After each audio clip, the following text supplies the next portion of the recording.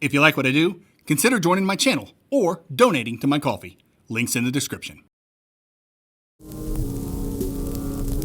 It's that time again, boys. Halloween.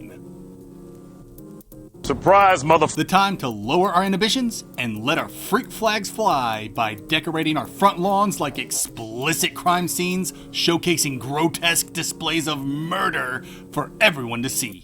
Or if you're a chick, maybe dress up like a or something. I don't know. Point is, it's time for shit to get scary. And maybe a little sexy? And what better way to get into a seasonally spooky mood than by playing some creepy, gothic Metroidvanias? And there are a lot of them. Eerie atmospheres, sinister moods, and feeling all alone are what Metroidvanias do best after all. But Halloween isn't just about scaring yourself till you can't sleep without your nightlight. Halloween's also about fun. So today, I have a list of Metroidvanias you can play through this October that'll put you in the Halloween spirit. Some are explicitly Halloween themed, some are Halloween adjacent and full of recognizable monsters. Most might actually be a little too goofy to do any real scaring. But who cares? We're here to have fun. Hey, I'm the Metroidvania Guru, and these are the top 10 Metroidvanias to play this Halloween. Number 10. My ex just up and left. I simply cannot forget. So here I sit in the ruins of my life. What now? Love at first bite. What if Castlevania got drunk, watched The Bachelor, and woke up in a monster-infested love triangle? That's Romancevania, a side-scrolling thirst trap where you play as Drac, a brooding beefcake or seductress, resurrected to star in a reality dating show, Love at First Bite. You'll flirt with all kinds of monsters, like a werewolf, a candy unicorn, and a pumpkin witch that gives Elvira a run for her money, all while slashing through haunted biomes and unpacking your emotional baggage. I'm not gonna lie to you, this game doesn't feel the most polished on the gameplay side of things, and the writing is a little too horny for its own good, but it's all part of its charm. Consider this entry a B movie of MV Halloween games. It's so bad, it's good. Or at least, tolerable. Romancevania. Number 9.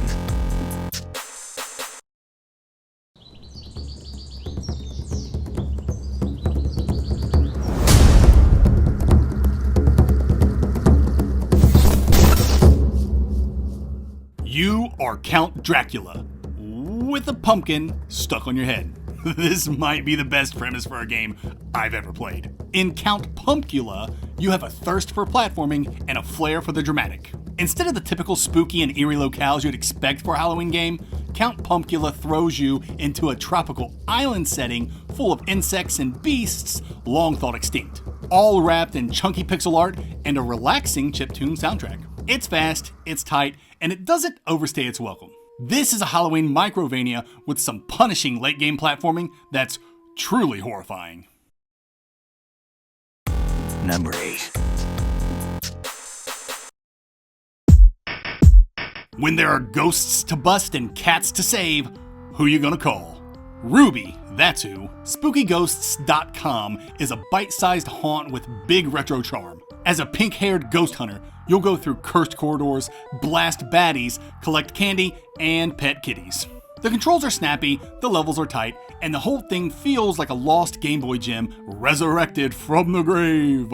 This microvania is not the most exciting, with the scariest thing being its off-putting music, but it is short and sweet, easily able to be taken down in a single haunted evening.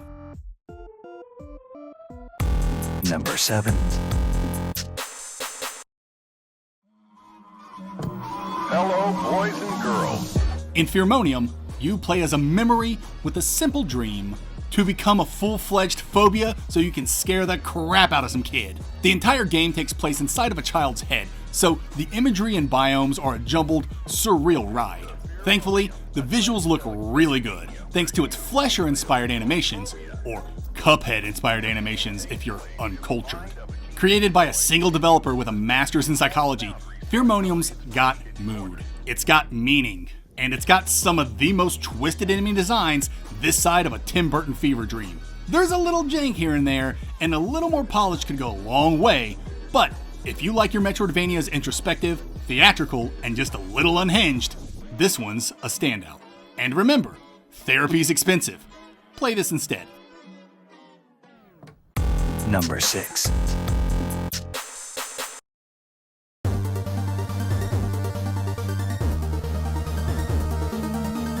Mystic Bell's like if Harry Potter got shoved into a cauldron with Metroid, a Saturday morning cartoon, and a point-and-click adventure with some swearing sprinkled in for good measure. You play as Belle, a snarky witch in training who's flunking magic school and has to fix a busted alchemy ritual before things go full eldritch. It's got spell slinging, critical thinking, and classic Metroidvania backtracking, all wrapped in vibrant pixel art and cheeky dialogue. The tone's light, the game's a little on the shorter side, and the gameplay's legit.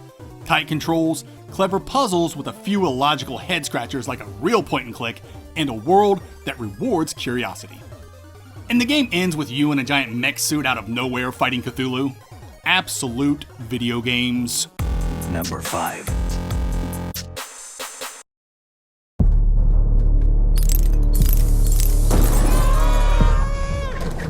Time to flip the script. Carrion makes you the monster. You're a writhing mass of teeth, tendrils, and meat, slithering through a science lab like a p***ed-off spaghetti demon. It's pure predatory chaos. Instead of unlocking doors, you rip them off.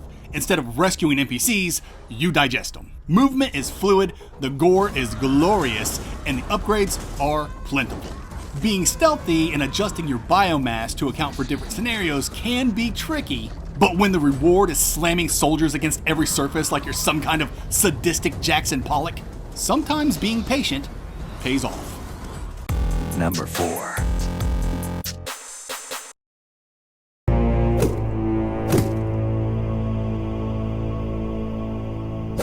Oblitus Mortis is a folklore-fueled adventure dripping with dread, mainly because it's so hard to start. I mean, NES hard. You might find yourself screaming at your TV before you get a real grasp on this one. But once you get your bearings, Oblitus Mortis is a surprisingly good Metroidvania that's as non-linear as they come. The game throws you into a cursed pixel world against a parade of monstrous legends, pitting players against the best of the best of Venezuelan myths. Most non-Venezuelans may not be familiar with all the bosses, but Dr. Noche and La Llorona should ring a bell. If you're interested in learning a little Venezuelan folklore, then pick up your machete and get ready to take down some supernatural superstars. Number 3.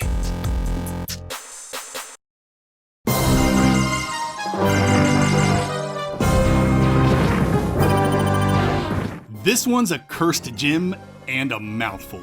Shin Megami Tensei Synchronicity Prologue. Just rolls right off the tongue, doesn't it? There's a lot of history packed into this one, so I'll make it quick. For Megami Tensei's 25th anniversary, Atlus dropped a trailer for SMT Strange Journey Redux, complete with a gag teaser for Synchronicity Prologue. But fans loved the joke so much, Atlus teamed up with Team Ladybug, yep, the devs behind Touhou Luna Nights and D-Lit in Wonder Labyrinth, to turn it into a real, playable Metroidvania. The game launched as a free, limited-time download on Atlus's Japanese site from October to December 2017, and it's no longer officially available. That said, a quick Google search will get you sorted. There's even an English patch for Japanese language impaired folks like myself. Okay, you get all that? Don't answer, you dummy, I can't hear you. In Synchronicity Prologue, you play as Jack Frost and Pyrojack, two demon mascots platforming through a glitchy, apocalyptic Tokyo. Even though it was conceived as a joke, it's surprisingly legit. But what else did you expect from Team Ladybug? Of course you get tight controls, faithful sprite work, and the team's signature arcadey punch, as well as a synth-heavy soundtrack that, as the kids would say, slaps. It's short, it's weird, and it's way better than a throwaway tie-in has any right to be. Number 2. Hey, shut up. Listen, Trespassers? I f***ing love this game.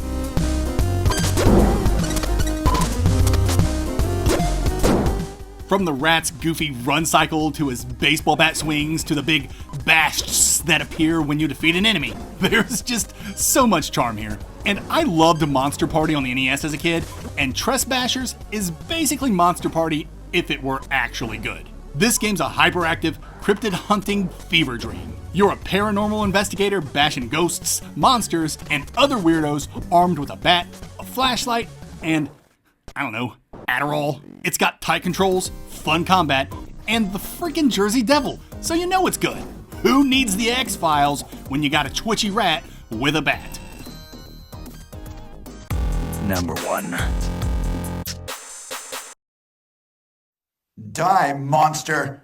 You don't belong in this world! Who didn't see this coming? Castlevania is iconic for its gothic aesthetic and impressively diverse cast of monsters. Not only do you square up against Halloween staples like bats and skeletons and witches and zombies, but you can also go toe-to-toe with many of the Universal monsters. The werewolf, Frankenstein's monster, the mummy, the creature from the Black Lagoon. Heck, you want to go up against other cultures' legends? Wrap your whip around the Minotaur. Use a fire spell to thaw out a Yuki-Onna. And let's not forget the big bad himself, Jirak. This game has it all. Even the Jersey Devil. Castlevania isn't only the series that helped define the genre we love so much, it solidified that Halloweeny gaming atmosphere with creepy castles, crypts, candles, and cursed bloodlines. And don't even get me started on the music. It's just the best. Moody, eerie, mysterious, or adrenaline pumping, the OSTs go wherever the tone needs it. And there are so many games in the franchise, you could spend the entirety of October with just Egomania entries and be more than satisfied. And for those who are gonna say I copped out for choosing the entire series, let me put that to rest right now. The superior Castlevania to play during the spooky season is undoubtedly Symphony of the Night. I play through it every year and always have a blast. The game just never gets old to me. And that's why Castlevanias are the best Metroidvanias to play for Halloween. Thanks for checking out my Halloween list. I hope you found something new to try out this season. If you dug this video, do all the YouTube things to help me out. Like, subscribe, ring bell, share, and hype the vid if you're really cool. And make sure to drop any other MVs that you think would be perfect to get us in the Halloween mood. Until next time, later nerds.